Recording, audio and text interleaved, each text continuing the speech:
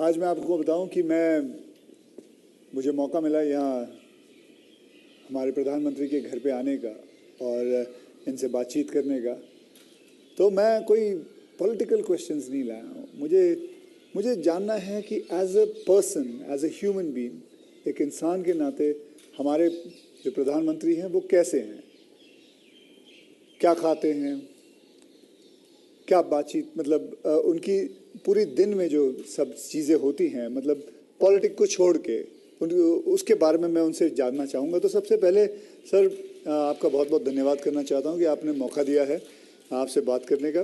मुझे अच्छा लगा कि हम 24 घंटे राजनीति की बातों में ही उलझे रहते हैं, तो आपने हल्की फुल्की बातें और अपॉलिटिकल बातें करने के लिए इच्छा जताई है। मैं नहीं जानता हूँ दर्शकों को कितनी रुचि होगी, लेकिन जरूर मैं खुलकर के बातें बताना पसंद करूँगा। नहीं, बहुत लोग बहुत कुछ जानना चाहेंगे आपके बारे में, क्योंकि आपके पर्सनल मतलब जो लाइफ होती है, कि जैसे कि मैं आपको बताऊं, मेरा ड्राइवर है, उसकी बेटी, मैं उसको पूछ रहा था कि बेटे तो अगर नरेंद्र मोदी जी को, हमारे प्रधानमंत्री को कोई क्वेश्चन पूछना चाहेगी तो क्या पूछना चाहेगी? तो कमाल का सवाल उसने पूछा कि क्या हमारे प्रधानमंत्री आम खाते हैं?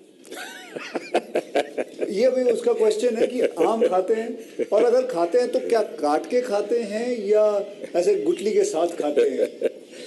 मतलब होता है ना, वॉश बेसिन के ऊपर खड़े होके गुठली के साथ आम खाना, उसका मजा ही कुछ और होता है। तो मैं जानना चाहूँगा कि आप आम खाते हो सर?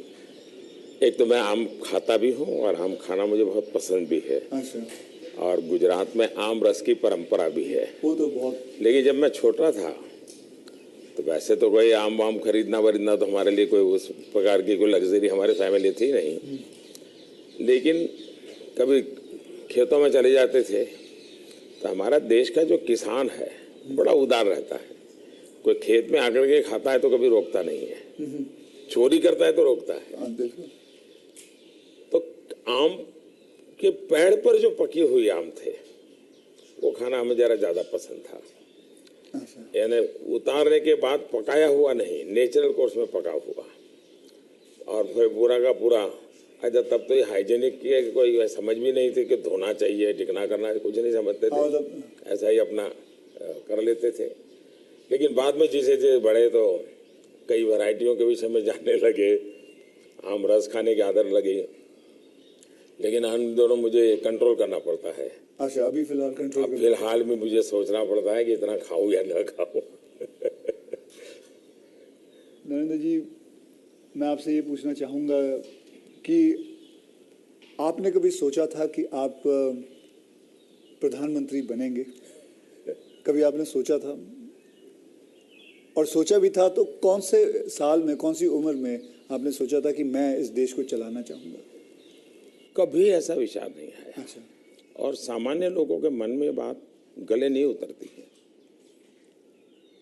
शायद जो बन जाते हैं सबके जीवन में ऐसा होगा। मैं नहीं मानता हूँ कि यानी कोई एकदम फैमिली ही उसी प्रकार से बैकग्राउंड वाली हो और किसी के मन में इच्छा जगती हो तो बहुत स्वाभाविक है।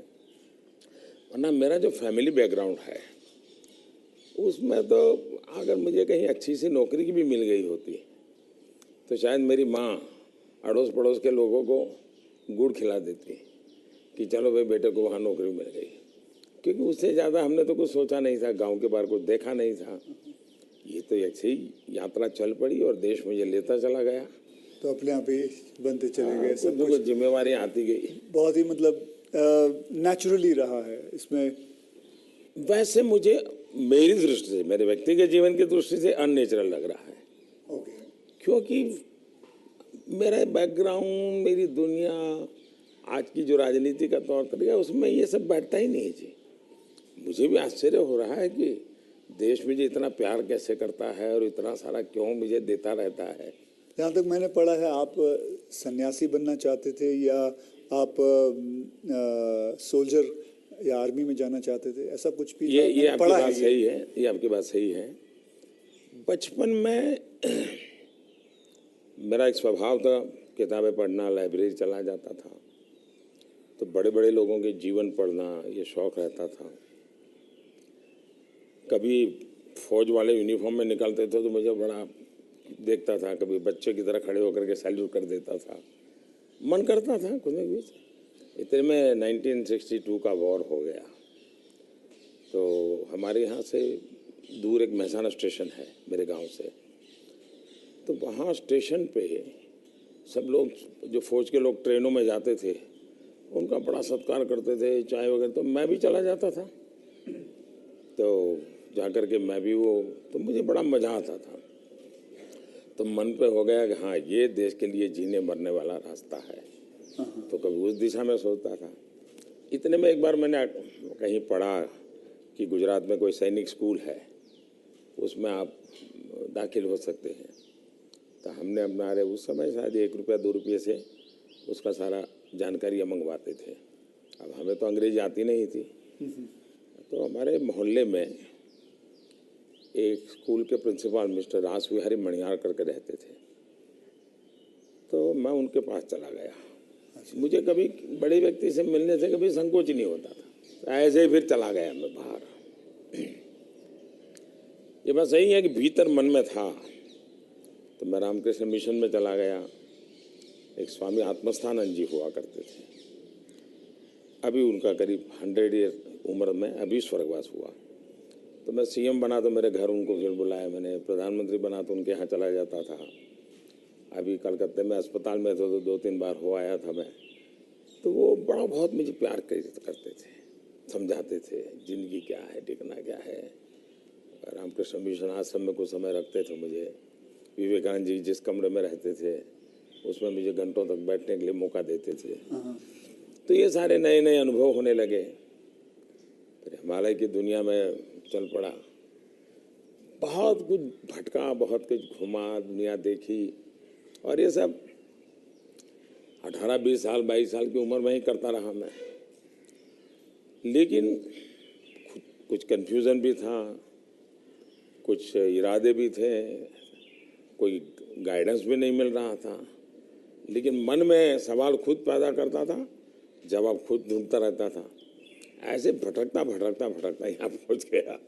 तो आपकी लाइफ को मैं अभी आपकी बात में सुन रहा हूँ, तो मुझे लगता है अगर आप प्रधानमंत्री नहीं होते तो जिस हिसाब से आप बता रहे हो तो सन्यासी ज़्यादा लगते थे, मतलब सन्यासी बन जाते थे अगर आप। वैसे मैं क्या बनता ये कहना अभी कठिन लग रहा है, क्योंकि जो सोचा नहीं वो बन गया। वो तो हमेशा होता है, मेरे साथ भी। मैं भी आपको अगर एक किस्सा सुनाऊंगा तो मेरे साथ भी ऐसा ही कुछ हुआ है। मैं क्या बनने वाला था, मैं एक मार्शल आर्ट का टीचर बनना चाहता था, कहाँ मैं फिल्मों में आ गया और फिल्मों में आते आते हीरो बन गया। मैं आपसे क्या, हमारे प्रधानमंत्री जी को मैं ये जानना चाहता हूँ, गुस्सा आता है? और मतलब क्योंकि देखिए सबको गुस्सा आता है, आई एम श्योर आपको भी गुस्सा आता है। अगर आता भी है तो उस गुस्से में आप क्या करते हो? वो गुस्सा निकालने के लिए किस पे निकालते हो और कैसे निकालते हो? मेरे लिए ये कभी कोई कहेगा कि मुझे गुस्सा नहीं आता है तो बहुत लोग को सरप्राइज होता है। आपको गुस्सा नहीं आता? मैं बताता हूँ। अच्छा। सरप्राइज होता है। इसलिए ये कहना कि राजी नाराजी गुस्सा ये मनुष्य के स्वभाव के हिस्से हैं। अच्छा। जिंदगी उसके बिना हो नहीं, हर प्रकार की चीज़ें हर के अंदर होती हैं। लेकिन जो मेरा 18-22 साल की ज़िंदगी का जो एक बड़ा तबका था, वहाँ जो मेरी ट्रेनिंग हुई उसमें ऐसी बातें थी जिन लोगों से सीखता था कि आपके जीवन में स्वभाव में ईश्वर ने सब दिया है। अब आपको तय करना है कि जो अच्छी चीज़ है उसको बल देते हुए कैसे बढ़ना। तो फिर ये चीज़ें हैं जो नेगेटिविटी लाती है वो रुकती है। मैं कह सकता हूँ कि मैं इतने लंबे समय तक मुख्यमंत्री रहा, इतने समय तक प्रधानमंत्री रहा, लेकिन चपरासी से लेकर के प्रिंसिपल सेक्रेटरी तक मुझे कभी गुस्सा व्यक्त करने का अवसर नहीं आया, कभी नहीं आया। लेकिन मैं आपको बताऊं, बाहर जो आपकी छवि है वो एक बहुत ही स्ट्रिक्ट एडमिनिस्ट्रेटर के नाम पे है। स्ट्रिक्ट अलग चीज़ है। हाँ। मैं स्ट्रिक्ट हूँ, डिसिप्लिन हूँ, लेकिन मैं किसी को नीचा दिखा करके अपमानित करके काम नहीं करता। मैं उसको प्रेरित करता हूँ। कभी कोई चीज़ है मैं खुद हेल्पिंग हैंड के रूप में खड़ा हो जाता हूँ। मान लीजिए कोई ड्राफ्ट लेकर के आया, तो एक तो तरीका होता है भाई क्या ले आए हो, दूसरा होता है वाह ऐसा करें ना, ये अपन करें तो कैसा रहेगा, आपको क्या लगता है ये करे तो कैसा होगा। तो क्या होता है मेरी 10 मिनट पहले ही इन्वेस्ट हो जाती है, लेकिन वो मुझे समझ पाता है। तो अगली बार जब वो आता है तो मुझे मेरा समय ही नहीं जाता, वो मेरी कल्पना के अनुसार चीज़ लेकर के आ जाता है। तो एक प्रकार से मैं कोई लेके आता है तो उसमें से सीखता भी हूँ और सिखाता भी हूँ और मैं अपनी टीम बनाता चल जाता हूँ। तो मेरे प्रेशर हैं, स्ट्रेस हैं, वो नीचे नीचे नीचे डिवाइड होते चले जाते हैं। तो मेरे पास कुछ बचता ही नहीं है। तो मतलब आपको इतना गुस्सा नहीं आता? मैं अंदर तो होता होगा, मैं व्यक्त तो करने से अपने आप को बहुत रोक लेते हो। होता क्या है जी, कभी मान लो एक मीटिंग में आपने गुस्सा कर दिया तो मीटिंग का एजेंडा वगैरह सब छूट जाता है। हर एक के मन पे वो 2-3 मिनट की समय रहता है, वही छाया रहता है, वो बहुत नुकसान करता है जी। तो मैं जैसे मुझे गुस्सा आता है तो मैं आपको बताऊं, गुस्सा एक निकालना बहुत अच्छी बात है। मैं छोटा मुँह और बड़ी बात, मैं आपसे बहुत छोटा हूं और मैं कहूँगा कि आप है ना गुस्से को जो है अंदर ना रखे, उसे निकाले। जैसे मैं निकालता हूँ, क्या करता हूँ, एक बॉक्सिंग बैग घर पे रखा हुआ है, जितना हो सकता है सुबह 4:30-5 बजे मार लेता हूँ और अपना गुस्सा निकाल लेता हूँ और फिर थक हार के बस, या कभी समुद्र किनारे चला जाता हूँ और जोर से चीखता हूँ, कोई भी नहीं होता है। नहीं, इसके लिए एक अलग तरीका है। अच्छा, मन की स्थिति के लिए। ओके। एक तो होता है चेहरे पर, बॉडी पे गुस्सा आना और शब्दों में व्यक्त होना। दूसरा होता है आपके इमोशंस को। तो मैं अपने अंदर एक चीज डेवलप की थी, ऐसी कोई घटना है जो मुझे पसंद नहीं आई है और मेरा मन करता है कि ऐसा क्यों हुआ। कभी होता था मेरे साथ ऐसा क्यों हुआ, कभी होता था मैंने ऐसा क्यों किया, मुझे ऐसा नहीं करना चाहिए था। और कभी ईगो बीच में आता है तो मैं व्यक्त भी नहीं करता हूँ, भाई आई एम सॉरी, मेरे से ये गलती हो गई, मनुष्य है। तो मैं क्या करता था, अकेला कागज लेकर के बैठता था, उस सारी घटना का वर्णन लिखता था, कैसे हुआ, क्या हुआ और मैंने क्या किया, क्यों किया, खुद ही। और उसमें जस्टिफाई करने की कोशिश नहीं करता था। फिर उसको मैं फाड़ करके फेंक देता था, पढ़ता भी नहीं था दोबारा। फिर भी मेरा मन शांत नहीं होता था, पूरी कथा दोबारा लिखता था, 3 पेज, 4 पेज, 5 पेज, उसमें उस सारे घटनाक्रम को डाल के पूरे पेपर पे रख देता, फिर से एक बार जीवंत कर देता था। हाँ। इससे क्या होता था कि वो चीज़ें, मेरी जो इमोशंस है उस कागज़ के अंदर आकर के फिर वो जल जाती थी। तो मैं एक प्रकार से फिर उस प्रक्रिया के दरमियान जो पहले मुझे सच लगता था कि मैं सच हूँ, 2-3 बार लिखते के बाद मुझे लगता है नहीं ये गलत है, मैं सच नहीं था, मैं ही गलत था। अच्छा, ये मैं आइडेंटिफाई कर लेता हूँ उसमें से। तो मतलब ये आपका तरीका है? हाँ, ये आप लेकिन अब वो नहीं रहा, इतना समय नहीं है। अच्छा, यानी मैंने अपने आप को ट्रेन उस प्रकार से किया था। से इतना बड़ा आपका घर है, जैसे मैं अपने घर पे अपनी माँ के साथ रहता हूँ, आपका मन करता है सर आपकी माँ, आपके भाई, आपके सारे जितने भी रिश्तेदार हैं आपके साथ घर पे रहें? पहला है कि अगर मैं पीएम बनकर के घर से निकला होता तो स्वाभाविक रूप से मेरा मन रहता है कि भाई सब वही रहे। मैं एक जिंदगी की बहुत छोटी आयु में सब कुछ छोड़ चुका हूँ, बहुत छोटी आयु में। मन नहीं करता माँ, बहुत छोटी आयु में छोड़ दिया। ओके। छोड़ दिया, उसके कारण वो जिंदगी ऐसी थी जो टोटली डिटैच बन गई है। और इसलिए जिसको कहे लगाव, मोह, माया, क्योंकि मेरी वो जो जिंदगी में जो घर छोड़ करके निकल गया था, वो जो ट्रेनिंग हुई वो उस प्रकार की हुई। और उसके कारण एक अवस्था के बाद छोड़ना है तो मुश्किल जाता है। उस समय जब छोड़ा तब तकलीफ हुई होगी, लेकिन अब जिंदगी वो बन गई। लेकिन फिर भी कभी माँ को बुला लिया था मैंने, कुछ दिन उनके साथ बिताए थे मैंने, पर फिर भी जैसे मेरी माँ मुझे कहता है भाई तुम मेरे पीछे क्यों समय खराब करते हो, और मैं यहाँ क्या करूँगी तुम्हारे साथ रह के। मैं अपना चली जाती हूँ, मैं अपने पुराने गांव के जो लोग हैं कभी यहाँ मिलने आते तो बातें होती है, अपनी बातें होती, तुम्हारे साथ मैं क्या बात करूँ। तो स्वाभाविक है किसी का मन मेरे साथ नहीं लगेगा। तीसरा, मैं भी समय नहीं देता, जितने दिन माँ यहाँ रही तो मैं अपनी शेड्यूल में ही लगा रहता था, तो एक आध बार साथ में खाना खा लेता था। फिर मुझे भी कभी पेन होता था कि मैं रात को 12 बजे आता हूँ तो माँ को दुख हो रहा है कि क्या कर रहा है। मुझे अभी भी याद है, मैं आपसे जब पहली बार आपसे जब मैं मिला था तो मैं गुजरात में आपसे पहली बार मिला था जब आप वहाँ सीएम थे।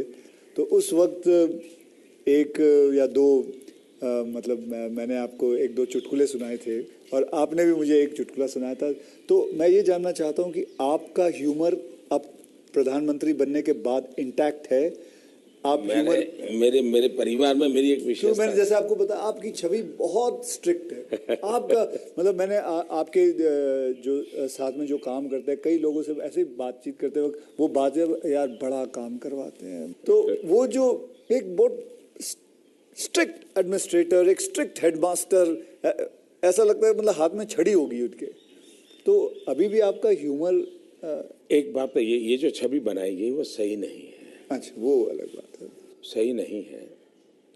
और कोई ये कहता है कि मैं काम करवाता हूँ, शायद वो सही रूप में एनालिसिस नहीं कर रहा है जी। वो ये कहे कि हाँ काम बहुत करना पड़ता है, उसमें सच्चाई है। ओके। लेकिन मैं किसी को दबाव नहीं करता हूँ।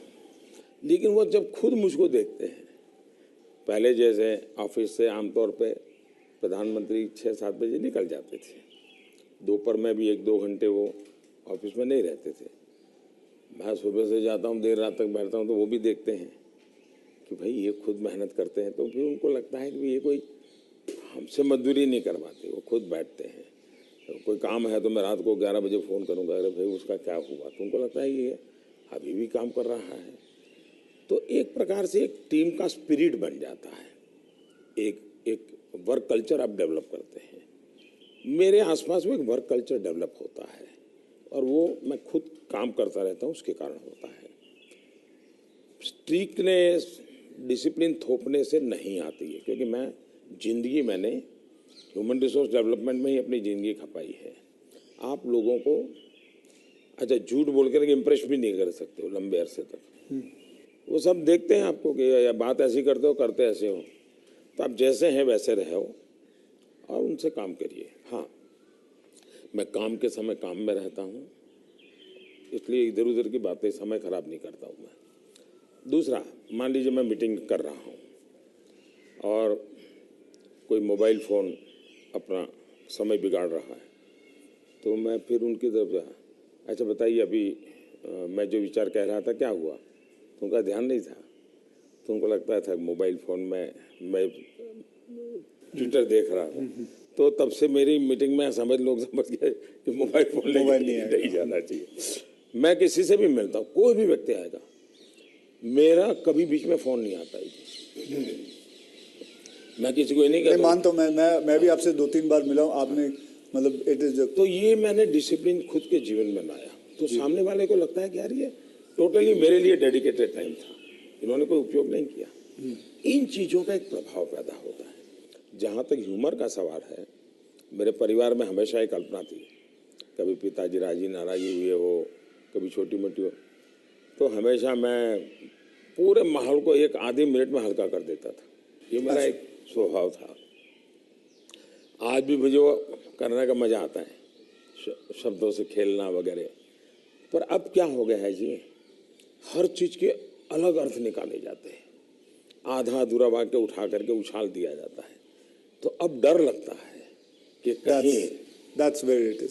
कहीं जा कर के, इरादा वो नहीं होता है, हंसी मजाक कहावत सब होना चाहिए, लेकिन अब दुरुपयोग हो जाता है तो डर लगता है। आज ये सोशल मीडिया की वजह से लोग कोई भी शब्द कोई भी उल्टा सीधा करवा सोशल मीडिया के बजाय टीआरपी वाले परेशानी टीआरपी वाले करते हैं। तो आप जरा अपना ह्यूमर को बचा के रखते हो, लेकिन अपने दोस्तों के साथ आपके जो दोस्त हाँ, वो तो आज भी चलता है जी।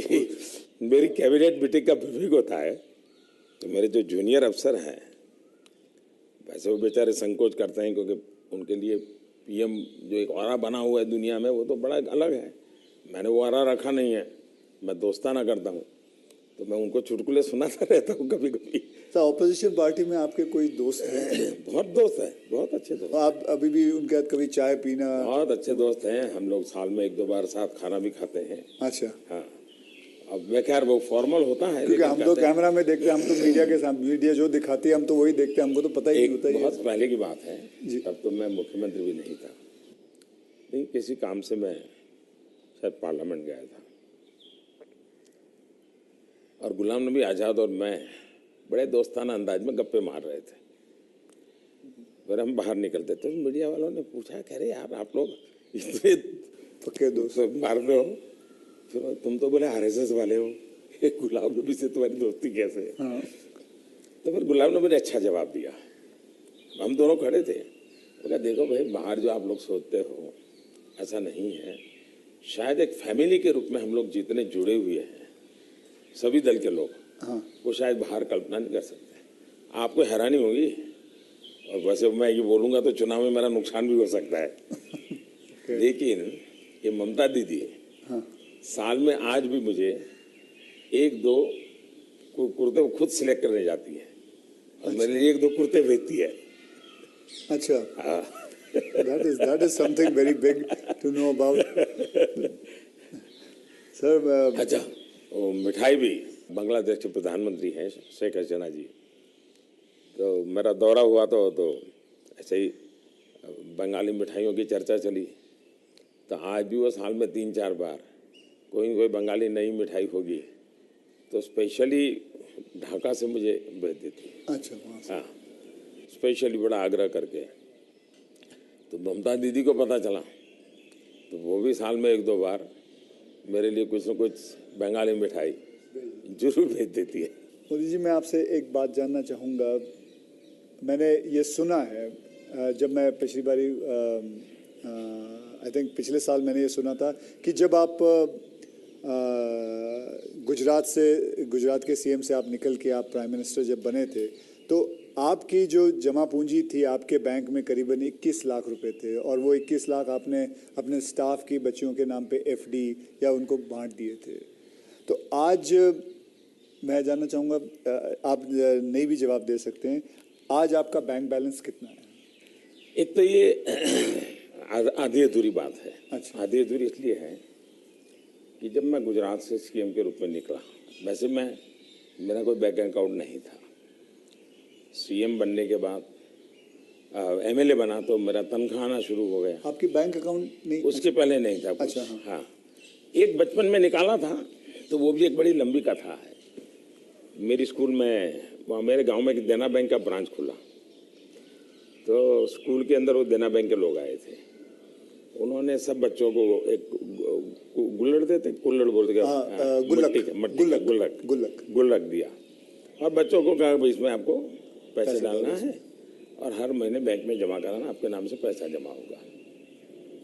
तो हमने भी बैंक अकाउंट उसमें खुलवा दिया। अब हमारे गुल्लक में तो कुछ आया ही नहीं। अच्छा। आने वाला कुछ था ही नहीं, तो क्या आएगा? तो हम तो कभी पैसा जमा नहीं कराया। अब गांव छोड़ के चले गए हम, बैंक में हमारा अकाउंट बना रहा, तो उनको हर साल वो कैरी फॉरवर्ड करना पड़ता था, लिखापट्टी करनी पड़ती थी। तो वो मुझे ढूंढते रहते थे कि इसका बैंक अकाउंट बंद करना है, इसको बुलाए कहाँ से। तो शायद 30-32 साल तक वो बना रहा, और उनको कहीं पता चला बाद में कि मैं अब पॉलिटिक्स में हूँ, तो बैंक वाले मेरे पास आए, बोले साहब जरा सिग्नेचर कर दीजिए, आपका एक बचपन का बैंक अकाउंट पड़ा हुआ है, हमको बंद करना है। अच्छा। तो मेरी बैंक अकाउंट से दुनिया ये रही। लेकिन जब मैं सीएम बना, एमएलए बना, तो फिर जो वेतन मिलता है वो आना शुरू हो गया, तब बैंक अकाउंट खुल गया। मैंने तो कभी वो देखा नहीं है, मेरा स्टाफ देखता था। जब मैं निकला वहाँ से, तो मैंने हमारे अफसरों को बुलाया, मैंने कहा भाई मेरा तो है नहीं, मैं ले जाके क्या करूँगा, मुझे तो कोई उपयोग है नहीं, तो मैं ये दे देना चाहता हूँ। तो उन्होंने कहा कि भाई ऐसा मत कीजिए। मैंने कहा भाई मैं करूँगा क्या इसलिए जा कर के। तो खैर अफसर लोग मेरी इज्जत करते थे, तो ज़्यादा बहस नहीं की, चले गए। शाम को एक सीनियर अफसर को लेकर के आए मिलने के लिए। फिर उन सब ने तीन लोग थे, ये समझाया, बोले देखो मोदी जी, ठीक है आपको ज़रूरत नहीं पड़े, लेकिन आपके ऊपर इतने कोर्ट केसेस चल रहे हैं गुजरात में, वकील भी इतने महंगे होंगे हैं, आपको कभी न कभी पैसों की ज़रूरत पड़ेगी। और पद पर तो कब रहोगे, कितना रहोगे आप, और बाद में बोले कोई नहीं देगा आपको। तो हमारी प्रार्थना है कि तो ऐसा मत कीजिए। तो मैंने कहा क्या करूं? बोले ठीक है, आपकी इच्छा है तो कुछ हिस्सा दीजिए। तो उसमें से मैंने फिर 21 लाख रुपया दिया। अच्छा, उसमें से दिया? हाँ, ओके। मेरे अपने जेब से दे दिया। और मैंने कहा कि ये जो हमारा सेक्रेटरीट है उसमें जो ड्राइवर है, हाँ, प्यून है, उनकी खास करके बच्चियाँ, उनको ये शिक्षा दीक्षा के लिए खर्च करना। अभी वो फाउंडेशन शायद बनाया हुआ है गुजरात सरकार ने, और उसमें से वो मदद कर भी रहे हैं। फिर वहाँ मुझे एक सरकार की तरफ से एमएलए को एक प्लॉट मिलता है, ओके। पैसों से मिलता है लेकिन कम पैसों खर्चे में, हाँ। वो प्लॉट मिला। तो मैंने पार्टी को कहा भाई ये ले लो आप, मैं आपको दे देना चाहता हूँ, मुझे कुछ चाहिए नहीं। तो मेरी वो प्रक्रिया चल रही थी। फिर पता चला कि वो मामला तो कहीं सुप्रीम कोर्ट में लटका पड़ा है, शायद वो जमीन किसी को दे नहीं सकते, इस प्रकार का कुछ है। वो मुझे पूरा याद मालूम नहीं, क्योंकि मैं इस चीज़ों में रुचि नहीं लेता। लेकिन जब भी वो क्लियर हो जाएगा तो मैंने वो भी पार्टी को देना तय किया हुआ है। साहब, सच में गुजराती है ना, क्योंकि गुजराती जो होते हैं वो पैसों के लिए बहुत सही रहते हैं। मतलब मैं नहीं मानता कि मतलब आपने अपना प्लॉट दे दिया, आपने पैसे दे दिए, तो आप, क्योंकि मैं आपको, अगर आप इजाज़त दे तो मैं एक छोटा चुटकुला सुनाना चाहता हूँ। जी जी जी। एक गुजराती आदमी था, बुजुर्ग आदमी था, वो मर रहा था। तो वो कहता है, मेरी गुजराती ज़रा इतनी ठीक नहीं है, लेकिन वो कहता है कि मारो દીકરો ક્યાં છે, मतलब मेरा बेटा, तो बेटा अगर डैडी हूँ यहाँ छू, मारी डीकरी क्या छे, डैडी हूँ यहाँ छू, मेरी बीवी कहाँ है, मैं भी यहाँ हूँ, आप तीनों यहाँ हैं तो दुकान पे कौन है? तो सारे के सारे इधर ही आ गए हो, तो मेरे दुकान पे कौन है? क्योंकि मैं मानने को तैयार नहीं हूँ, क्योंकि मैंने देखा है गुजरात, मेरे बहुत सारे गुजराती दोस्त हैं, गुजराती जो होते हैं वो अपने पैसों को बहुत सही संभाल के रखते हैं, वो अपने पैसों से दूर नहीं रहते। मैं आपको एक चुटकुला सुना दूं। जो ठीक है, ये बहुत बड़ी हमारे यहाँ चुटकुला चलता है कि एक बार प्लेटफॉर्म पर ट्रेन आई, रेलवे ट्रेन में। हाँ, तो ऊपर ही बर्थ पे कोई पैसेंजर सोया हुआ था। तो उसने देखा स्टेशन आया, तो उसने खिड़की में आवाज़ लगा के बाहर किसी को पूछा कि भाई कौन सा स्टेशन आया। तो उसने कहा 4 आना दोगे तो जवाब दूंगा। तो बोले जवाब की जरूरत नहीं, अहमदाबाद होगा। समझ गया मैं, बिल्कुल। तो ये बिल्कुल बात सही एक है। और एक बताता हूँ, ये किसी की आलोचना करने के लिए नहीं है, लेकिन कोई भी अर्थ निकाल सकता है, और ये सत्य घटना में से बना हुआ चुटकुला है। बहुत साल पहले, वैसे मेरी जिंदगी ऐसी थी, ये हाफ स्लीव का कुर्ता और पैजामा, जूते और थैला, यही से मैं रेलवे में भटकता रहता था, और दाढ़ी रहती थी। तो मैं पुणे स्टेशन पे उतरा। अच्छा। और कोई मेरे पास ज़्यादा सामान तो था नहीं, मेरा एक वो झोला था, एक अखबार था हाथ में। तो मैं पैदल चला जा रहा था, मुझे पुणे में आरएसएस दफ्तर में जाना था। तो मैं पैदल ही जा रहा था, तो एक ऑटो रिक्शा वाला धीरे धीरे धीरे धीरे साथ चलता गया। फिर करीब 100-200 मीटर गया होगा, और उसने, मेरा ध्यान गया, मैं कही ऐसे कैसे चला रहा है स्लोली मेरी स्पीड से। मैं कहा भाई आपकी ऑटो रिक्शा खराब है, क्या प्रॉब्लम है आपका? तो उसने कहा साहब आप नहीं बैठोगे? मैंने कहा क्यों, मैं तो पैदल जा रहा हूँ। तो बोले आप समाजवादी हैं? मैं कहा नहीं, मैं तो अहमदाबादी हूँ। हाँ। तो मैंने कहा क्यों समाजवादी क्यों? ये बोले समाजवादी लोग, बोले हमारे पुणे के समाजवादी जो लोग हैं वो स्टेशन में पब्लिक के सामने ऑटो रिक्शा में नहीं बैठते हैं, दूर जाके गुपचुप बैठ जाते हैं। ऐसा क्यों? लोगों को इम्प्रेशन रहे कि वो मेहनत करते हैं, सादगी वाले हैं। ओके, अच्छा। तो बोले मुझे भी लगा शायद आप समाजवादी हैं, तो औरों की तरह आप भी थोड़ी देर के बाद बैठ जाओगे। तो बोले इसलिए मैं चल रहा था। तो जब उसने मुझे पूछा आप समाजवादी हो, तो मेरा तुरंत जवाब था मैं अहमदाबादी हूँ। आइए सर, एक थोड़ा चलते चलते बात करें आपसे।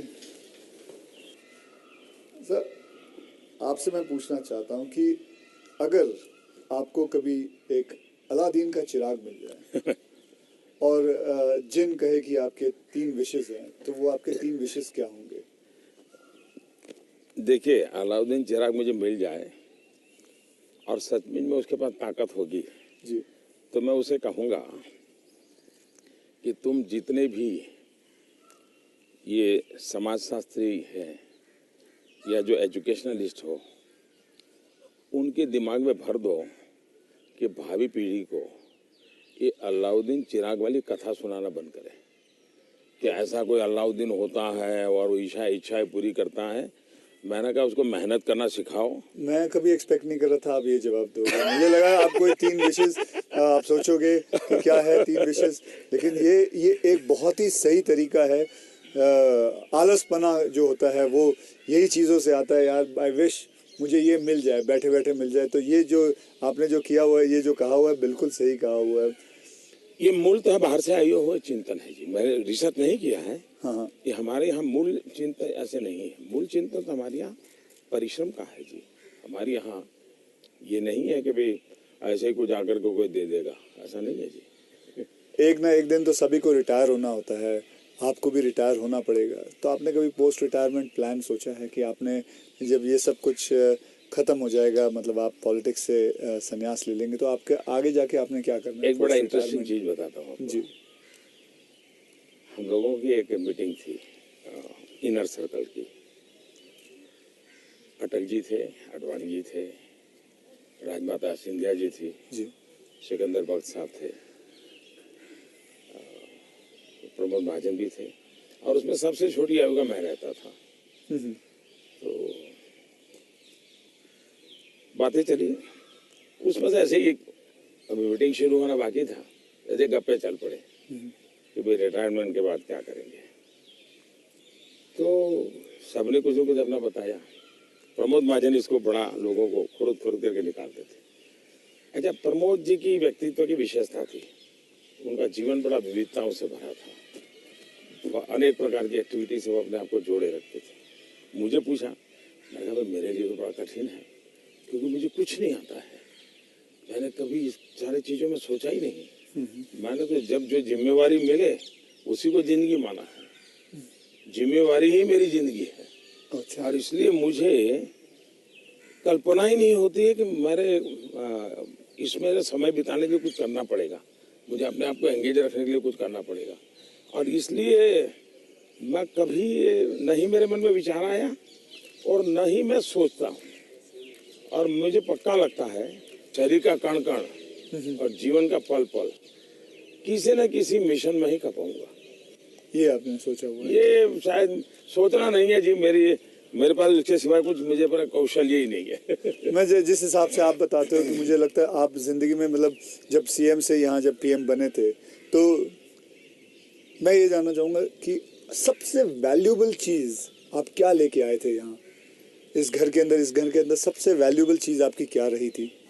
अगर मैं वैसे ये पूरी बातचीत आपने पहले ही मुझे कहा भाई मैं तो कोई राजनीति की चर्चा करना नहीं चाहता, नहीं। लेकिन कुछ मात्रा में मैं ये कह सकता हूँ कि प्रधानमंत्री बनते समय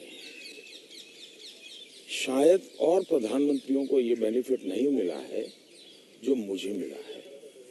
देश में इतने प्रधानमंत्री हो गए जी। इतने प्रधानमंत्रियों को ये बेनिफिट नहीं मिला है जो मुझे मिला है। वो ये है कि मैं लंबे अरसे तक मुख्यमंत्री रह के आया और मैं गुजरात का लॉन्गेस्ट सर्विंग चीफ मिनिस्टर था। चीफ मिनिस्टर होने के नाते आपको बारीकियों से जुड़ना पड़ता है, बारीकियों से काम करना पड़ता है। आपको इश्यू आपके सामने सीधे आते हैं, सॉल्यूशन आपको सीधा करना पड़ता है। ये तजुर्बा शायद मेरे पहले के किसी प्रधानमंत्री को नहीं मिला। इतना सद्भाग्य नहीं मिला। देवगौड़ा साहब मुख्यमंत्री रहे थे, लेकिन बहुत अल्पकाल के लिए। मैं बहुत लंबा रहा हूँ। मैं समझता हूँ कि इसने मुझे देश की सेवा करने के लिए बहुत बड़ी संबल दिया, बहुत बड़ी ताकत दी है। ये मैं अपना एक मान सकता हूँ कि वहाँ से मैं लेकर के आया, ये जो देश के काम आ रहा है।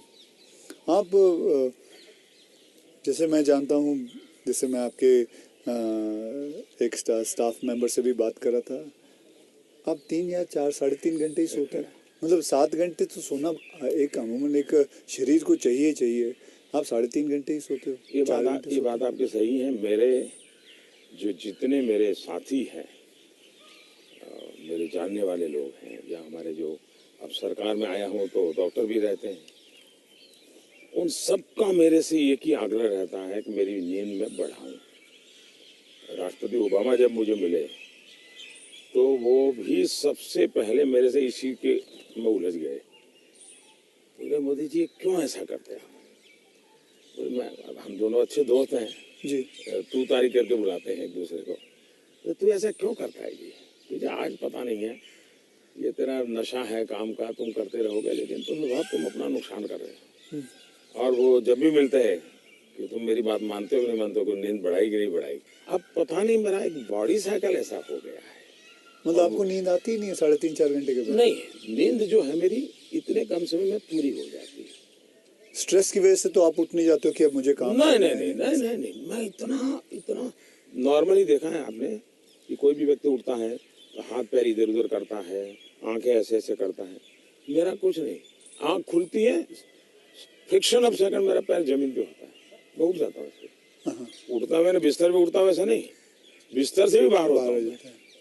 अब ये हो सकता है वो मेरी जो 18-22 साल के कालखंड में जिस जिंदगी को मैं जी रहा था जी, उसमें से शायद ये डेवलप हुआ है। अब वो मेरे शरीर का वो हिस्सा बन गया है। तो अच्छा। लेकिन मैं, जैसा आपने कहा रिटायर्ड होने के बाद क्या करोगे, तो पहला काम मैं नींद कैसे बढ़ाऊं, इस पर सोचूंगा। कहाँ बैठोगे? आ जाओ। आज आपके सारे कागज पड़े हैं। कोई बात नहीं, आ जाओ। तो आपको कभी, मैं ये जानना चाहूँगा, वैसे कई लोग जानना चाहेंगे कि नरेंद्र मोदी जी को जब जुकाम लगता है तो वो क्या लेते हैं? आप हैरान होंगे, मैं बहुत ही, फिर वही कहूँगा, मैं ऐसी कठिन जिंदगी जी करके आया हूँ।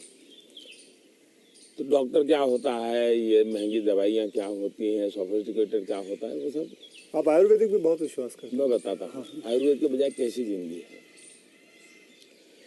अब आप जब पहाड़ चढ़ते हैं तो पैर तो दर्द करते ही हैं, कितनी आदि हो, लेकिन ऊंचाइयों पर जाते हो तो अब जो अकेला इंसान है वो क्या करेगा? मालिश वाले को तो कुछ नहीं करा ऐसे सकता, वैसे किसी तो को होते नहीं है, क्या फिजियोथेरेपी नहीं करा सकता, मसाज नहीं करवा सकता। अब मैं क्या करता था जी, मेरे कंधे पे हमेशा एक ये जो असम का गमछा होता है ना, हाँ, ये गमछा मेरे पास रहता था ऐसा। तो मैं जैसे उसको ऐसे पैर पे बांध देता था पूरा, और बीच में एक छोटी लकड़ी तोड़ करके पैर से लगा देता था। फिर इसको मैं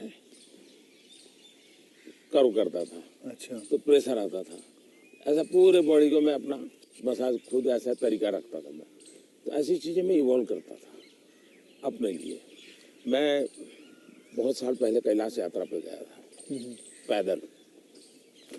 टोटल यात्रा करीब 1000 किलोमीटर का था, पैदल गया। कुछ और भी लोग थे, बड़े धनी लोग भी वहाँ कभी कभी यात्रा में आते थे। अब बहुत बड़े बड़े महंगे वो चमड़ी बचाने के लिए सब लेकर के आए हुए थे। मेरे पास तो कुछ था, मेरे पास कैस्टर ऑयल था, और वो भी रॉ, सीधा वो घानी से निकाला हुआ, तो उसकी स्मेल भी बहुत खराब होती है। तो मैं उसी को लगाता था। अब ये लोग 5वें-6ठे दिन मुंह नहीं धो सकते थे, क्योंकि उनकी चमड़ी जल करके चीर करके लटक गई थी, तो वो बड़े परेशान रहते थे। और मुझे कुछ नहीं होता था, बड़ा मैं तेज तर्रार रहता था। तो मुझे पूछने लगे कि आप क्या करते हो? मैंने कहा कुछ नहीं भाई, कैस्टर ऑयल लगाता हूँ मैं। तो रात को हम जब पहाड़ चढ़ करके रात्रि मुकाम होता था, मेरे पास आ जाते थे। हर कोई एक एक बूंद कैस्ट्रोल में से ले जाता है। जुकाम होता है देखो मैं गर्म पानी पूरा समय पीता हूँ, गर्म पानी, गर्म पानी, उसमें दूसरा कुछ शहद या कुछ नहीं, सिंपल गर्म पानी। दूसरा हो सके तो फास्टिंग करता हूँ।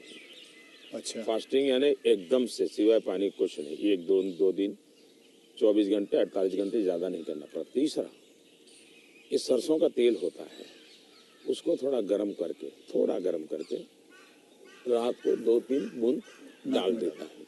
जलन बहुत होती है लेकिन ये मेरा 1-2 दिन में क्लियर कर देता है। तो ऐसे ही जीने की आदत है। मैं कुछ चीज़ें करता हूँ, वो मैं पूछना चाहूँगा आपसे। मैंने चीज़ फॉलो की है जिसको कहते हैं कि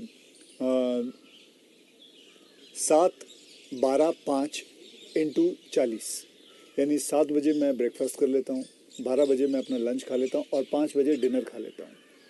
और × 40 यानी कि जब भी एक गस्सा खाता हूँ उसे 40 बार चबाना है। तो ये मैंने अपने शास्त्रों में पढ़ा है, कई लोगों से बात की है, तो आप इससे सहमत हैं? बिल्कुल सहमत हूँ और ये बिल्कुल सही रास्ता आपने चुना हुआ है। हमारे देश में मूल आदत यही है। हाँ, ये वेस्टर्न जो वर्ल्ड आया उसने फिर धीरे धीरे इसमें ये बदलाव किया कि लोग, वरना हमारा किसान आज भी गांव में सूर्यास्त के पहले, नहीं लेना सर, मैं नहीं लेता जी, नहीं, सूर्यास्त के पहले थैंक यू, खाना खा लेता है। और दिन में भी आपने देखा होगा किसान सुबह एक प्रकार से, वो किसको आप नाश्ता कहते हैं लेकिन एक्चुअली उसका वो लंच जैसा ही होता है। हाँ, वो काफ़ी मात्रा में बड़े बड़े रोटी और सब्जी या चटनी कुछ लेकर के खेत चला जाए। दिन में थोड़ा सा लेकर के उसकी पत्नी सर पे कुछ रख करके जाती है। वो पूरा भोजन नहीं होता है, हाँ, हाँ। थोड़ा होता है। ये आज भी हमारे देश में परंपरा है ये। आपका एक फैशन स्टेटमेंट बहुत बढ़िया है, मतलब दाढ़ी वाड़ी एकदम सही किया हुआ। और मतलब कभी कभी मैं देखता हूँ आप हाफ स्लीव कुर्ता पहनते हैं, ज़्यादा करके हाफ स्लीव कुर्ता पहनते हैं। तो ये जो फैशन, ये जो है, ये जो आपकी जो शेविंग और ये सब, क्या ये मतलब फैशन जो है ये आपने खुद ने किया है या आपने किसी को? आपने बहुत अच्छा सवाल पूछा। जैसे मैं बहुत स्ट्रीक हूँ, गुस्सा करता हूँ, ये जो एक छवि बनाई गई है, वैसे दूसरी छवि मेरे इन कपड़ों की दुनिया को लेकर के बनाई गई है। दरअसल क्या है, मैं छोटी बैग में मेरी जिंदगी थी और मैं ट्रैवलिंग ही करता रहता था। जी, आपने बताया झोले में। और तो मैं देखता था कि एक तो मैं कपड़े खुद धोता था। सीएम बना तब तक मैं कपड़े खुद धोया हूँ। ओके, कभी मैंने कपड़े, तो फिर मैंने कैसे सोचा कि लंबी बाहें रखता हूँ तो मुझे इतना ज़्यादा धोना पड़ता है। दूसरा मेरे बैग में वो जगह ज़्यादा लेता है, तो मैंने खुद नहीं काट दिया था। अच्छा, वो जगह ज़्यादा लेता है इसलिए आपने इसको मैंने काट दिया था। ओके, अब वो बात वो फैशन बढ़ गया जी। ये बात सही है कि मैं ढंग से रहना, ये मेरी प्रकृति थी। शायद एक कारण ये भी था कि गरीबी के कारण कभी कभी इन्फीरियरिटी फील होती थी लोगों के बीच में। तो उसको ओवरकम करने के लिए शायद साइकोलॉजी पढ़ी होगी बचपन में, ऐसा मुझे लगता है। तो मैं क्या करता था, अब हमारे घर में वो प्रेस करने के लिए तो कुछ था नहीं, तो मैं ये बर्तन का जो लोटा रहता है उसमें कोयला भर देता था, गर्म कोयला, और उसी से कपड़ों को प्रेस करता था और पहन के जाता था। लेकिन जूते नहीं थे। तो मेरे एक मामा एक दिन आए घर पे, तो पता नहीं उनका मन कर गया तो उन्होंने मेरे लिए जूते ला दिए। तो एक कैनवास के सफ़ेद जूते हैं ना जी, हाँ, छोटे से, शायद उस समय तो 8-10 रुपये मिलते होंगे, वो ले आए। तो मैंने देखा थोड़े दिन में तो गंदे होना शुरू हो गए। तो मैं क्या करता था, क्लासरूम में सब बच्चे चले जाते थे, मैं रुका रहता था, और टीचर जो ब्लैक बोर्ड पे लिखता है ना, तो बाद में जो छोटा चॉपस्टिक का टुकड़ा रह जाता है वो ऐसे ही फेंक देता है। हाँ, हाँ, हाँ, हाँ, हाँ। तो मैं उसको इकट्ठा करता था, वो चॉपस्टिक के टुकड़े, वो ले आता था और हर दिन सुबह चॉकस्टिक जूतों पे लगा देता था। हाँ हाँ हाँ, मैं समझ गया। और डेली ये मैंने कई बार आपसे मिला हूँ। आप घड़ी जो है वो अभी तो आपने सही पहनी हुई है, लेकिन घड़ी आप ज्यादा करके ऐसे पहनते हो। घड़ी में ऐसे ही पहनता हूँ क्योंकि मुझे मीटिंगों में बैठना पड़ता है ना। हाँ, तो मैं नहीं चाहता हूँ किसी को पता चले कि मैं ऐसे घड़ी देख रहा हूँ, उसको इंसल्ट फील होता है। अच्छा। तो मैं उसके सम्मान के लिए हमेशा कॉन्शियस रहता हूँ कि ऐसे चोरी छुपे से घड़ी देख लेता हूँ। आप कोई बैठा है बात कर रहा है और घड़ी देखते हैं तो मतलब कि आप उसको इशारा करोगे बहुत हो गया जाओ। तो आप ऐसे रखते हो? हाँ, तो ये मेरे मन में ऐसा है कि ये किसी का एक प्रकार के हिडन वे में, मतलब बहुत माइन्यूटली आप लेकिन आप मानते हो, मैंने आपको ऑब्जर्व किया कि आप घड़ी उल्टी पहनते हो। मैं देखा था कई बार देखा आपने कि आप घड़ी उल्टी पहन के। आपने सही देखा। मोदी जी, मैं आपसे ये जानना चाहूँगा कि ये जो सोशल मीडिया का आजकल तो पूरा ज़माना है एंड मैंने देखा है कि आप काफ़ी एक्टिव रहते हैं, लेकिन जो आपको लोग प्रश्न पूछते हैं या लोग आपसे बात करते हैं तो आप खुद देखते हो ट्विटर या इंस्टाग्राम, ये सारी चीज़ें आप देखते हो सर? मैं जरूर देखता हूँ और एक प्रकार से उससे मुझे बाहर की बहुत प्रकार की जानकारियाँ मिलती हैं जी। और मैं आपका भी ट्विटर देखता हूँ और ट्विंकल खन्ना जी का भी ट्विटर देखता हूँ। और कभी कभी तो मुझे लगता है कि वो जो मेरे पर गुस्सा निकालती है ट्विटर पे, तो उसके कारण आपके पारिवारिक जीवन में बड़ी शांति रहती होगी। उनका पूरा गुस्सा मेरे पर निकल जाता होगा। इसलिए आपको बड़ा आराम रहता, सुकून मिलता होगा। तो मैं आपके लिए इस प्रकार से काम आया हूँ, खास करके ट्विंकल जी के लिए। और शायद ट्विंकल जी को पता नहीं होगा, उनके नाना जी, चिनू भाई, उनसे मैं मिला था। अच्छा, ये तो बहुत पहले। की और कारण क्या था, ये बड़ा इंटरेस्टिंग है जी। गुजरात में एक बहुत बड़ा अकाल पड़ा था, तो हम लोग कुछ न कुछ सामाजिक काम करते थे। उसमें हम लोगों को ये बटर मिल्क के केंद्र चलाते थे, छाछ पीने के लिए गर्मी में लोगों को बटर मिल्क। तो वो मूल सुरेंद्रनगर जिले में हम बहुत बड़ी मात्रा में करते थे। तो उस एक कार्यक्रम में मुंबई में एक सज्जन थे, मिठाई के बहुत बड़े व्यापारी थे, नाम तो मैं भूल गया, वो उनको लाए थे और उन्होंने डोनेशन भी दिया था। और हमने ऐसे छाछ केंद्र चालू किए थे बटर मिल्क के, बहुत बड़ी मात्रा में। जैसे पानी की परब रहती है वैसे छाछ की परब रहती थी और हर गरीब व्यक्ति वो। तो उस समय मैं उस सेवा के काम में लगा था और उस समय इनके नाना जी वहाँ आए थे, तो उस समय मेरी उनसे मुलाकात हुई थी। तब मुलाकात, काफ़ी बातें हुई थी उनके साथ, तो मेरा उस प्रकार से उनसे परिचय रहा है। तो आप मतलब खुद भी पढ़ते हो और लोगों को? बिल्कुल, मैं पढ़ता भी हूँ और मजा लेता हूँ। आपको वैसे मैं जब आप अपने ऊपर कोई मीम्स बने हुए देखते हो, जो सोशल मीडिया पे मीम्स आते हैं, तो वो मीम देख के आपको हंसी आती है? वैसे आपने कहा गुस्सा तो आता नहीं ज़्यादा करके, लेकिन वो जो मीम्स आप देखते हो तो आपको कैसा लगता है? जैसे देखो, मैं कुछ 4-5 मीम लेके आया हूँ, ये देखिए। ये लिखा है, this T seller can give nation unity, equality, safety, prosperity. तो ये एक है। इसमें लिखा हुआ है, चटनी के बिना ढोकला है बेकार, अब की बार मोदी सरकार। ये देखिए, मेरे ही सारे फ्रेटर्निटी के लोग आए थे, आपसे मिले तो सबके यहाँ लगा दिया जय श्री राम। ये आपने देखा कभी? ये मैंने नहीं देखा, ये आज देख रहा हूँ। अच्छा, ये नहीं देखा आपने? तो ये रोहित शेट्टी जो है, ये एक्शन डायरेक्टर हैं, मीट्स नरेंद्र मोदी जी, और अगले दिन आपको उनका ऐसा इतना असर पड़ा, सीधा मोटरसाइकिल लिया आपने, निकल पड़े। तो ये मीम देख के आपको कैसा लगता है? मैं एंजॉय करता हूँ। मैं उसमें मोदी को कम देखता हूँ, क्रिएटिविटी को ज़्यादा देखता हूँ।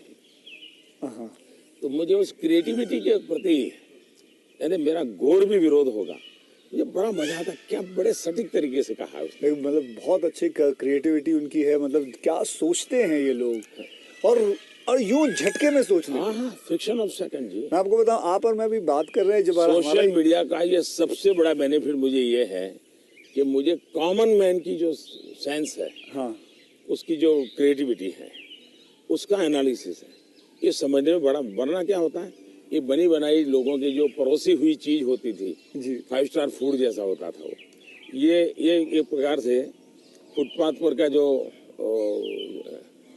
चने चबेने और पकौड़ा होता है, हाँ हाँ, वैसा सोशल मीडिया का मटेरियल होता है। फिनिश नहीं होता, लेकिन उसमें से आपको सच्चाई हाथ लग जाती है।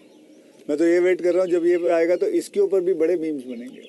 हाँ, इसके ऊपर भी बड़े मीम्स बनेंगे। तो आप तो खैर तैयार है। मैं मुझे मेरे लिए पहली बार होगा ये, मतलब। कुछ लोग होते हैं इंटेंशन से आपको चुभेचले करते हैं जी जानबूझ करके।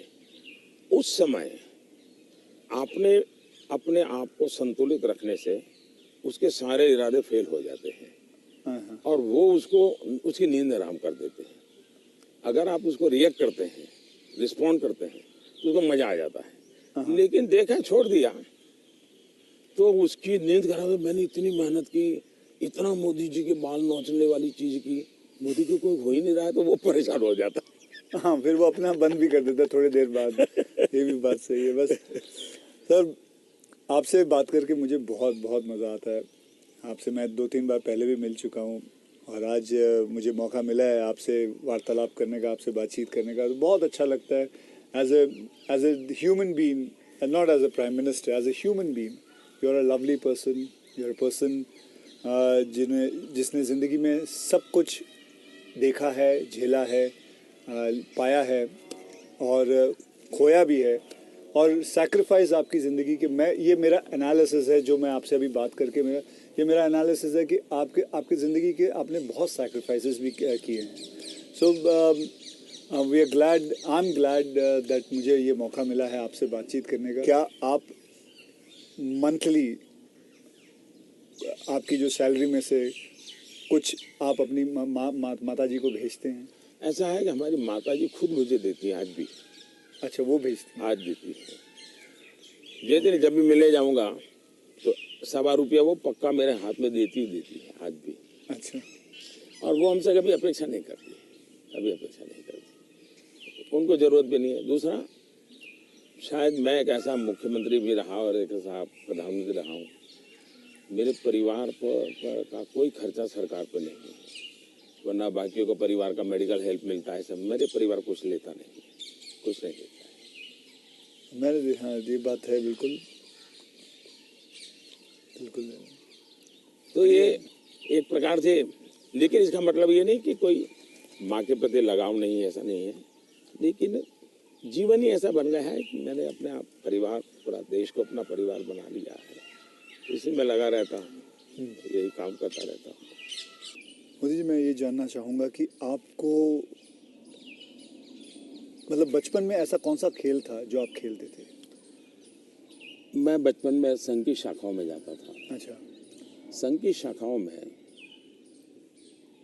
बड़े अच्छे वैज्ञानिक खेल होते हैं, अच्छा, बड़े वैज्ञानिक, जिसमें टीम स्पिरिट आए, जिसमें जैसे एक खेल होता है, ये सब सर्कल में बैठते हैं, फिर जो हमारा लीडर होता है वो पूछता है कि आपकी राइट साइड पे जो बैठा है उसकी एक क्वालिटी बताओ। ओके, अब है तो खेल, लेकिन आपको उसके कारण कॉन्शियसनेस आता है कि हाँ भाई दूसरे के गुणों को देखना चाहिए। अब खेलते खेलते ही डेवलपमेंट होता है इंसान का, और इसलिए मुझे बचपन में संघ की शाखाओं में खेलों के द्वारा टीम स्पिरिट क्या होती है, रिस्पॉन्सिबिलिटी शेयर करना क्या होता है, ये खेल है संघ में, बहुत बढ़िया खेल है। वो परंपरागत खेल है, कोई संघ वालों ने ढूंढे ऐसा मैं नहीं कह रहा, ये बहुत बहुत काम आते हैं। दूसरा, मैं योगा से ज़्यादा जुड़ गया, फिजिकल एक्टिविटी ग्रुप में कहे तो। लेकिन मैं इंडिविजुअल खेल के बजाय ग्रुप वाले खेल को हमेशा पसंद करता रहा, क्योंकि वो एक प्रकार से आपके व्यक्तित्व को अलग से डेवलप करते हैं। जो इंडिविजुअल खेल होता है वो आपको एक अलग प्रकार का डेवलपमेंट करता है। वो गलत करता है ऐसा मैं नहीं कह रहा, लेकिन अलग प्रकार का करता है। टीम के अंदर खेलने से अलग प्रकार का होता है, आपको एडजस्ट करना पड़ता है, आपको साथ चलना पड़ता है, आपको किसी की लीडरशिप करनी होती है, आपको सबॉर्डिनेट को संभालना होता है। तो जिंदगी जीने के लिए ग्रुप वाले गेम्स खेलने चाहिए। ओके। इंडिविजुअल कितना ही हम बड़े चल जाएं, लेकिन ग्रुप वाले खेल जरूर खेलना चाहिए, ये मेरा मत रहता है। जी, आपने कभी गुल्ली डंडा खेला है? बिल्कुल खेलता था गुल्ली गाँव डंडा में। खेलते हाँ, हैं? हमारे यहाँ गांव में खेलते थे, फिर कच्चे खेलते थे। हाँ, लेकिन ज़्यादातर मैं तैरने के लिए चला जाता था, मुझे पानी पसंद था, अच्छा। तो तैरने के लिए चला जाता था। दो कारण थे, एक तो मेरे परिवार के सारे कपड़े मैं धोता था, परिवार के सभी सदस्यों के। अच्छा। तो तालाब में ही पानी था, तो हम तालाब में चले जाते थे, तो उसके कारण स्वाभाविक मेरा स्विमिंग सीख गया, तो मैं बहुत घंटों तक स्विमिंग कर लेता था।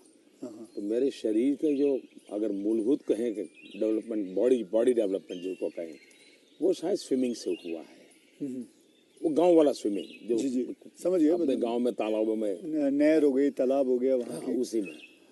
मुझे अभी याद है आपका, मैंने एक यूनाइटेड नेशन में एक पहली जो स्पीच देखी थी आपकी, आई थिंक 2014 में दी थी। मैं प्रधानमंत्री बना और सितंबर में गया था, सितंबर में गए थे। तो आपने जब आपने इतने सारे स्पीचेस दिए हैं हिंदुस्तान में, तो वो आपका पहला स्पीच था जो वर्ल्ड वाइड पूरी दुनिया। तो वर यू नर्वस? क्या मेरे प्रधानमंत्री नरेंद्र मोदी जी नर्वस थे उस दिन? मेरा प्रॉब्लम ओवर कॉन्फिडेंस का है। अच्छा, उल्टा था। और हुआ क्या कि मैंने मन में सोचा था कि मेरा फ्रेमवर्क रहेगा बोलने का। जब जहाज में यहाँ से जा रहा था, हमारे अफसरों ने मुझे ब्रीफिंग भी किया था। जब मैं अमेरिका पहुँचा तो हमारी फॉरेन मिनिस्टर सुषमा जी, उनकी मीटिंगें ज़्यादा होती थी, तो उनको पहले जाना पड़ता है, तो पहले गई हुई थी।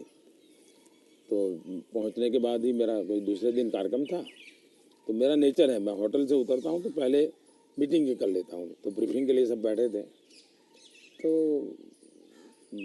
सुषमा जी ने पूछा कि साहब आपका भाषण वगैरह, मैंने कहा कर लेंगे, क्या है। तो वो अड़ गई। उन्होंने बड़ा आग्रह नहीं कि बोले साहब ऐसा नहीं चल सकता। अच्छा, अफसर लोग बोल नहीं पाते थे मुझसे, किसी ने मुझे कहा भी नहीं था। बोले यहाँ एक्सटेम्पो भाषण नहीं करना चाहिए, बोले लिखित स्पीच होना चाहिए। कभी मैं तो न किसी को लिखने के लिए कहा है, न मैंने लिखा है, मैं तो हर जगह वैसे ही करता हूँ। खैर काफ़ी दिन हमारी आधा घंटा तक बहस होती रही, लेकिन उन्होंने बिल्कुल पकड़ कर रखा, नहीं साहब इसमें आपकी नहीं चलेगी, आपको मानना पड़ेगा। तो मैंने कहा क्या करेंगे ये? तो मैंने कहा मैं अपना बता देता हूँ मुझे क्या बोलना है। तो मैंने वहीं पर उस दिन मैंने कहा इसके आधार पर आप बना दीजिए। फिर वो स्पीच तैयार हुई। अब मुझे स्पीच प्रॉब्लम नहीं था, पढ़ना ही प्रॉब्लम था। मतलब पढ़ना यानी कि पढ़ कर के बोलना, वो मैंने कभी आपको देखा मुझे नहीं। बहुत दिक्कत होती है जी, बहुत दिक्कत होती है। मेरा थॉट प्रोसेस इतना तेज चलता है। तो मेरा वो पहला भाषण जो है, हाँ।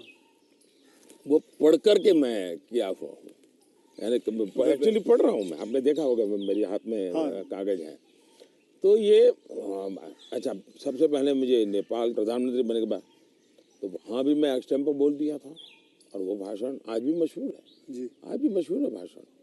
नेपाल में पहला भाषण था। तो एक्सटेम्पो वाला भाषण आपका हमेशा, मैंने कभी वैसे देखा नहीं। तो मेरे लिए फिर वो ये इस प्रकार की जो मीटिंगें होती हैं उसमें ये बहुत आवश्यक हो गया। बाद में मुझे भी ध्यान में आया कि भाई ये देश का मसला होता है, कोई इधर उधर शब्द न चला जाए। तो फिर खैर मुझे उस डिसिप्लिन को फॉलो करना चाहिए। लेकिन मेरे पहले भाषण का मेरा अनुभव ये है। अच्छा, फिल्में देखते हैं? अभी नहीं देख पाता हूँ। लास्ट फिल्म कौन सी थी? लेकिन मेरे गांव में एक थिएटर था जी। और मेरा एक दोस्त था दशरथ करके, उसके पिताजी थिएटर के बाद सिंह चना बेचते थे। अच्छा। और हम गांव वाले उनको लक्ष्मण भाई थिएटर वाला बोलते थे। वो बेचते थे तो चना से, तो उनसे हमारा परिचय था। तो हम वहाँ जाके बैठते थे, और अगर थिएटर में दर्शक कम है और जगह बची है तो फिर वो थिएटर के बाहर ही बैठते थे। तो मालिक को कह देते कि जरा इन बच्चों को बिठा दो ना। तो फिर वो मुफ्त में हमको थिएटर में जाने का मौका मिल जाता था। वो लक्ष्मण भाई जो सिंह चना बेचते थे उनके कारण। तो मैं और हमारा वो दोस्त है दशरथ, तो हम दोनों जाके बैठ के मूवी देखते थे। तो बचपन में मूवी देखने का यही एक हमारा तरीका था। बाद में तो ज़िंदगी ऐसी बन गई तो कोई मौका नहीं मिलता। लेकिन शायद एक अमिताभ बच्चन जी आए थे जब मैं सीएम था। अच्छा। तो उनका बड़ा आग्रह था एक पा फिल्म शायद। जी बिल्कुल। तो देखने के लिए उनके साथ में चला गया था। एक बार अनुपम जी खेर आए थे, उन्होंने टेररिज्म को तब भी आप लेकर के एक CM फिल्म ही थे। बनाई थी। सीएम था मैं। टेररिज्म को लेकर के एक फिल्म बनाई थी, वेडनेसडे शायद। हाँ, वेडनेसडे। हाँ, तो वो मैं उनके साथ देखने चला गया था। तो ऐसा कुछ हुआ है, लेकिन वो भी ज़्यादा लेकिन नहीं। अब PM बन के बिल्कुल नहीं, अब तो आपके वक्त भी नहीं मिलता होगा। बिल्कुल नहीं कर पाया। अब आपने बिल्कुल जरा नहीं सा कर भी पाया। क्या मैंने एक फिल्म बनाई थी, आपको मैंने हल्का सा कुछ बताया भी था पहले कि टॉयलेट एक प्रेम कथा पे फिल्म बनाई थी।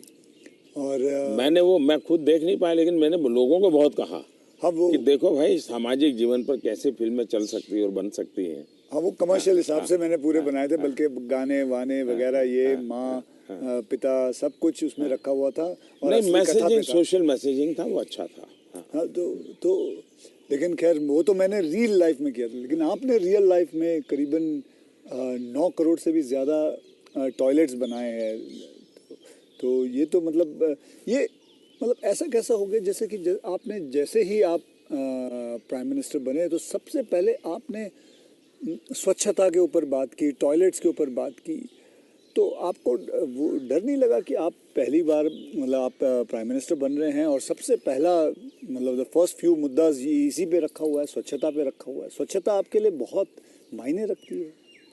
मैं मेरे जीवन में मैंने गांधी जी वगैरह जो पढ़ा है, और कुल मिला के मैं देखता हूँ कि हमारे देश में बीमारी, गरीबी, इन सब की चीज़ों के साथ हेल्थ बड़ा सबसे बड़ा विषय है। लेकिन प्रिवेंटिव हेल्थ के लिए 2 चीज़ें मैं देखता हूँ, एक स्वच्छता और एक फिटनेस। आप अपने शरीर को फिट रखिए, बनाइए, तो बाकी आर्थिक रूप से बोझ बनता नहीं है ज़िंदगी, उस प्रकार से जिए। पर्सनल हाइजीन में तो हमारे यहाँ शास्त्रों के कारण, संस्कारों के कारण, घर में आओ तो पैर धो करके आओ, हाथ धो, मंदिर में जाते हो तो नहा करके जाओ, सब बहुत सिखाया जाता है। सोशल हाइजीन के प्रति हम उदासीन रहे हैं। और भारत जैसा देश दुनिया में, अगर इतना बड़ा दुनिया को देने के लिए टूरिज्म डेवलप नहीं हो रहा है, एक कारण है गंदगी जी। वैसे भी किसी भी समाज के लिए शोभा नहीं देता है। तो मेरे मन में एक बड़ी चीड़ है, और मैंने सोचा इसको एक जन आंदोलन बना देना चाहिए। और देश को गर्व होना चाहिए, हम लोगों को गर्व होना चाहिए कि हमारे देशवासियों ने इस कार्यक्रम को अपना बना लिया।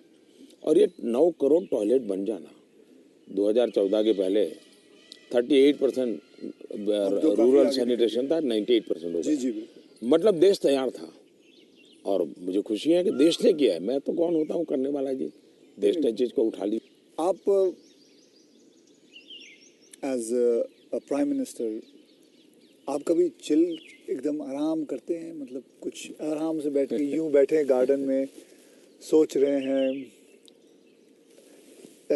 बस ऐसे ही कुछ नहीं, चिल आउट के लिए मेरी एक आदत है, मुझे अब कर नहीं पाता हूँ, लेकिन मेरा बड़ा स्वभाव रहा है।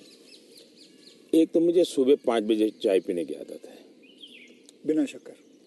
चीनी में लेता मैंने नहीं। देखा हाँ, चीनी लेता नहीं हूँ। अच्छा, नहीं लेते? मुझे कोई प्रॉब्लम नहीं है, लेकिन आदत नहीं लेता हूँ।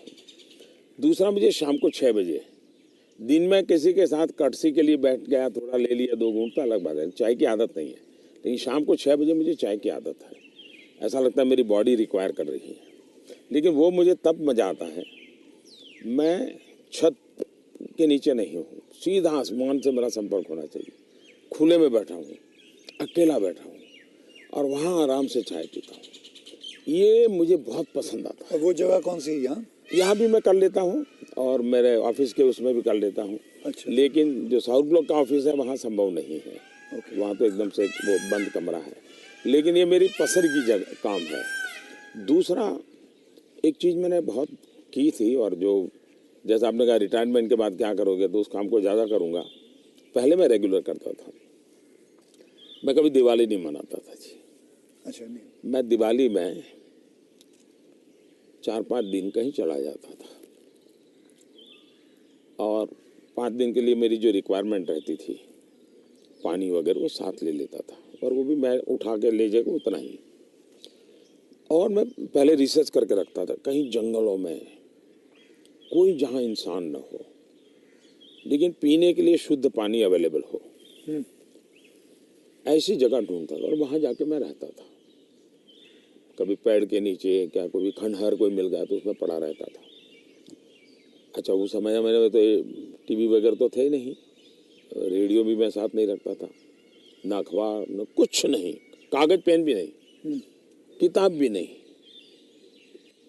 कुछ नहीं। कुछ नहीं था। और 5 दिन मैं ऐसे ही अकेला रहता था, प्रकृति को देखना।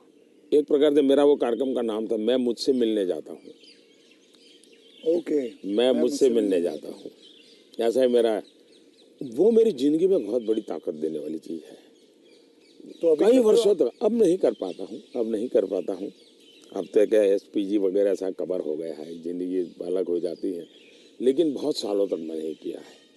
और मैं उससे बहुत ताकत पाता था, और जो विचार आए आने देता था। किसी विचार को टिकना है तो टिकना, कुछ लिखता भी नहीं था, ऐसे ही रहता था। तो यही मेरा एक तरीका रहता था। आपका मेरे में कॉमन यही है कि आप चाय बेचते थे और मैं जी वेटर था। दोनों के आप और मेरे में ये भी है कि हम दोनों के कोई गॉडफादर नहीं थे। हम अपनी ज़िंदगी अपने टर्म्स और कंडीशंस पे बनाई है बस। तो ये रहा है बस। जब मैं चाय बेचता था, बहुत कुछ सीखने को मिला मुझे। बहुत लोगों से मिलने का मौका मिलता था, हर एक के स्वभाव को समझता था। बिना कारण जो चाय पीने वाला है गुस्सा करता था, डांट देता था। तो इन चीज़ों को सीखने में बहुत काम आया। लेकिन एक चीज़ मैंने बहुत मज़ेदार है मेरी ज़िंदगी की, मैं जब लोगों से हिंदी में बात करता हूँ तो बहुत सरप्राइज करते। मुझे हमारे सिकंदर बख्श साहब थे, बीजेपी के लीडर जी। वो मुझे हमेशा कह रहे हैं, मोदी तू इतनी बढ़िया हिंदी कैसे बोल लेता है, तू तो बोले गुज्जू है। ये तेरा मुरारजी, वो दोस्ताना है तो बहुत बढ़िया आयु के थे, बोले तेरा मुरारजी इतने साल तक यहाँ रहा लेकिन उसको हिंदी बोलना नहीं आता है, ऐसा मुझे। तो उसका कारण ये था कि मैं चाय बेचता था तो मेरे गांव में ये जो ट्रेनें तो बहुत कम आती थी, लेकिन ये जो मालगाड़ी होती है, जो माल ढोती है, वो ज़्यादा आती थी। और मुंबई में जो भैंसों का तबेले रहते हैं, उसके जो दूध बेचने वाले लोग हैं, वो क्या करते हैं, दूध जब भैंस देती है तब तक मुंबई में रखते हैं, बाद में वो गांव में आके छोड़ देते हैं। वो भैंसों को लाना ले जाना एक बड़ा कारोबार चलता था। तो वो आते थे और वो बेचारे घास वास उसी में भरते थे, उसी में रहते थे और भैंसों को ले जाते थे। एक व्यक्ति आएगा तो 3-4 दिन रहना पड़ता था। हम उनको चाय चाहिए, हम चाय देते थे। उनसे बातें करते करते मैं हिंदी सीख गया। अच्छा, फिर वो क्या करते थे, अपना म्यूजिक की कुछ चीज़ें ले आते थे, तो शाम को वो चौपाइयाँ वोपाइयाँ अपना भजन कीर्तन करते रहते, तो मैं कभी जाके बैठ जाता था। तो मुझे उसके कारण नॉर्थ के कल्चर से परिचय आया। ओके। तो एक प्रकार से चाय ने मुझे ये लैंग्वेज सिखा दी। तो आप ये जो सॉन्ग की बात आई, आप कभी कोई हिंदी गाना गुनगुनाते हो अकेले में?